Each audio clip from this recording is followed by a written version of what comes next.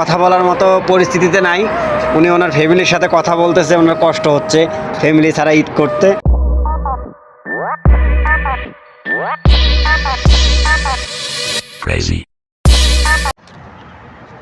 আসসালামু আলাইকুম রহমতুল্লাহি ওয়া বারাকাতুহু। এখন আমাদের সৌদি প্রবাসী কয়েকটা ভাইয়ের সাথে কথা বলবো। আসলে তারা কিভাবে তাদের ঈদ আনন্দ উদযাপন করতেছে সেই সম্পর্কে। কি ভাই গালে হাত দিয়ে আছেন কেন ভাই? ভাই টেনশন। ভালো আছেন ভাই? আলহামদুলিল্লাহ ভাই ভালো আছি। আচ্ছা আচ্ছা আচ্ছা। তো কি করতেছেন ভাই বর্তমান? ভাই ফুড ডেলিভারি কাম করি। আচ্ছা আচ্ছা আচ্ছা। মোটরসাইকেল দিয়ে। তো কাজ কাম ভালো তো?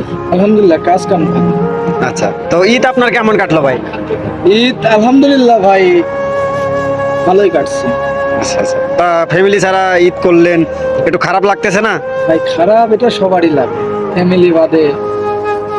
কারণ আজকে বাংলাদেশে ঈদ, আপনার বাড়ির সবাই ফ্যামিলি, বাবা মা ভাই বোন, যদি বিয়ে করে থাকেন আপনার ওয়াইফ, সবাই তো একসাথে থাকলে ভালো লাগতো না? তো এখন কেমন লাগতেছে একা একা? এখন ভাই আপনারও যেমন লাগে, প্রবাসী মানে কোনো ঈদ নাই, এটা বাস্তব।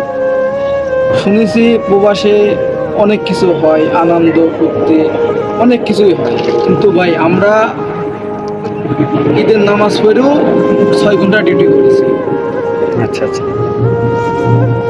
আবার এই যে রাতটা শেষ হয়েছে, দিন শুরু হয়েছে, আবার যা যা মতন শেষে কাজে বের হয়ে গেছে। মানে আপনার কথা অনুযায়ী যে আমাদের প্রবাসে যারা আছি আমরা শুধু সবসময় কাজ করব, ফ্যামিলির কথা চিন্তা করব, ফ্যামিলিকে সাপোর্ট করব। আমাদের মানে ঘুম থেকে উঠে ডিউটি থেকে এসে ঘুম। তাই মাঝখানে খাওয়া দাওয়া করেন না আপনি? খাওয়া দাওয়া ভাই সেরকম ভাবে হয় না। আচ্ছা, কেন ভাই?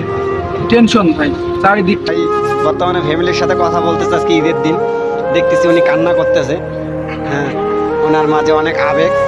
তো যাই হোক ভাই, এখন ভাইয়ের সাথে আমরা পরবর্তী কোনো ভিডিওতে দেখা করব।